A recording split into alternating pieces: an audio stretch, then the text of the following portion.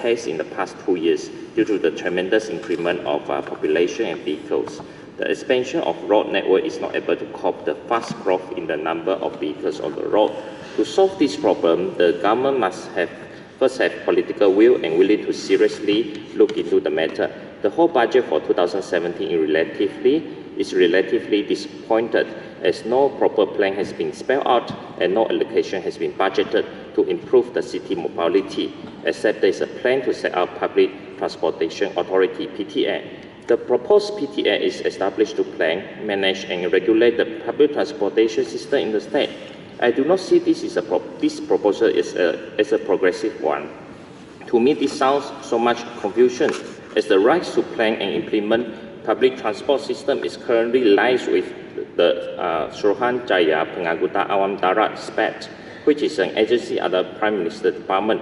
By setting up PTA to do the same job which is under authority of SPAD, how the state is going to reconcile the conflict of the authority? There is no devolution of power from Putrajaya to Sarawak on the rights to plan the public transportation. To have such devolution of power, amendment on 9th schedule of Federal Constitution has to be done first. Without amendment to that effect, the setting out of PTA in Sarawak is to perceive that Sarawak has planning power on public transport. It is another attempt to mislead the people of Sarawak. At the end of the day, PTA was still subject to SPAT in Putrajaya. Therefore, plan to set up PTA is just an empty talk. We have enough empty talk over the years, over the past few decades. In 2004, a study of Kuching public transportation study has completed. No action has taken. In a few years later, there's another study on urban traffic in Kuching, 2010 to 2030. Similar no action or plan has been implemented. In 2006, the Minister of Infrastructure Development and Communication has told the House that the state is going to implement some schemes to improve the public transportation system in Kuching. No action has been taken. Now, last 2 years, state government reported to this House that SPAT is going to implement Stage Bus Service Transformation Program, SBST, in Kuching. Until today, we haven't yet to see anything change. So now, the government is saying PTA. How the government is going to convince people that you mean business this time? The state government should not just talk, but have to walk the talk. If the state government really serious in PTA, please provide more details of the organization of PTA, under which ministry PTA will be, and what is the initial plan, the time frame for PTA to come out with a master plan for public transport system in the state, and etc. Next issue, KMC flat. The land list of 2 parcels of land which the KMC flat are located on, namely Lot 51, Section 53, Kuching Town Land District, and Lot 52, Section 52, Kuching Town Land District, are expiring in near future, which is Lot 52 will be expiring on 25th of January 2017, 2 months from now, and Lot 51 will be expiring on 25th of May 2017, which is 6 months from now. KMC flat was built by British government during colonial time in year 1957. It is a welfare legacy left by the British government. The state government shall preserve it, improvise it, and make use of it to let more needy people to be benefited. It is something very unusual. For the application for land lease renewal, which has been submitted by NBKS, it has taken 6 years. Normally, it is taking less than 6 months, but now it's 6 years. No approval after 6 years and no response when asked. From CM to Minister for Local Government to Mayor of NBKS, no one is responding. It is strange. Therefore, I'm constrained to bring this up to this August House to ask the following question. Is the state government going to renew the land lease of Lot 51 and Lot 52 of the KMC flat? If no, why? I urge the state government to preserve the land for the welfare purpose. It was a legacy from British government, who has spent $4 million at that time to build this building. And it was not for sale, but for rent. By renting and not selling, the intention of the British government by then was very clear. That is to ensure that the flats can be passed on as legacy to help the needy in different generations to come. The British government built it for welfare of Sarawakians, but the so-called local party is taking away from the people. This is something should not be done. The project of 500 kV, my third issue, the project of 500 kV transmission. I have a case here, Lot 3F6, Sengi Poat Land District. The landowner are E. Dek Wong and Tan Gyok Eng. The proposed transmission line of 500 kV will be cutting the land by leaving 1/5 of the land on the other side, and the transmission tower will be erected at the edge of the land.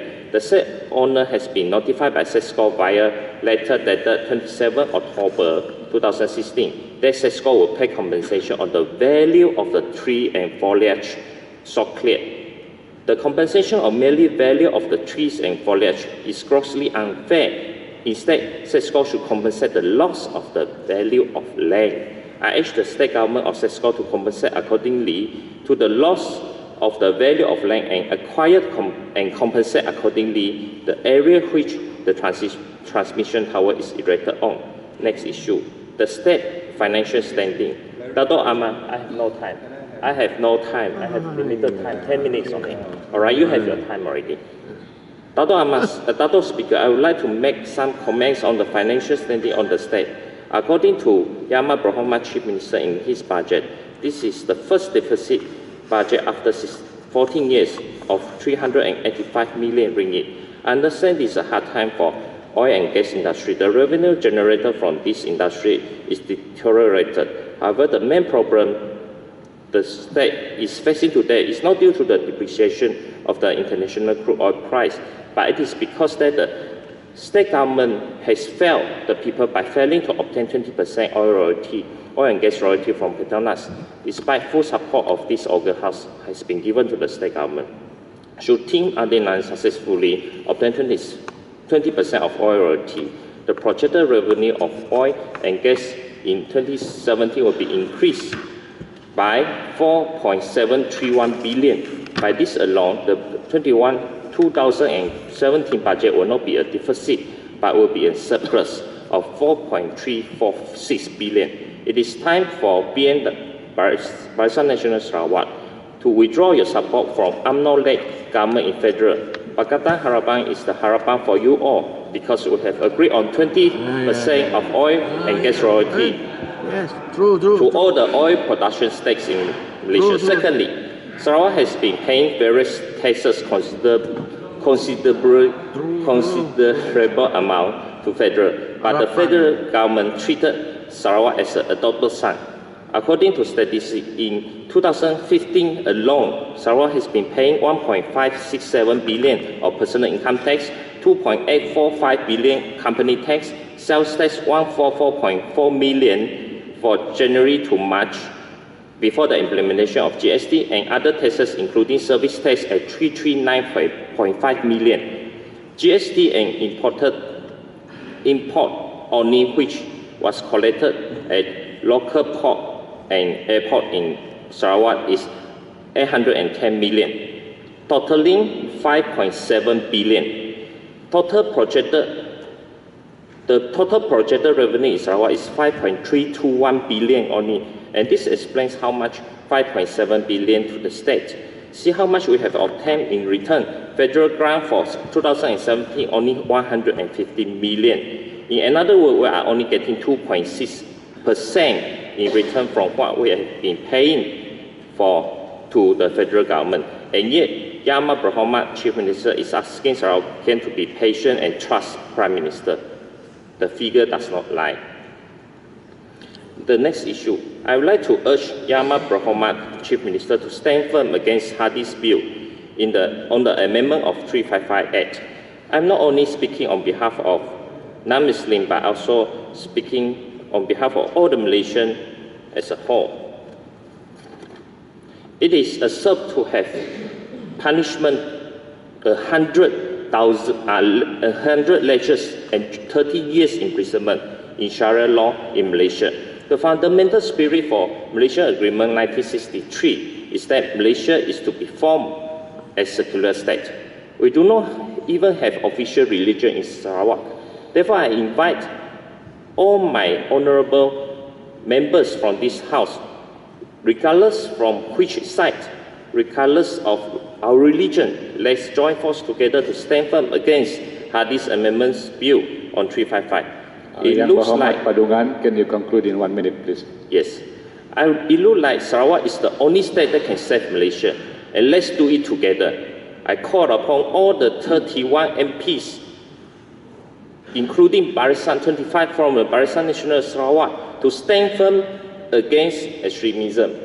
It is time that we have to join forces together, regardless of our political view, that we have to stand firm against. I was so worried when I see Borneo Post today front page that it seems like Chief Minister Chief Minister has changed his stand. But we have to stand firm together. Let's all talk about this in this day one, and then we show that Sarawakian is different and we can save Malaysia. Thank you. With that, I conclude.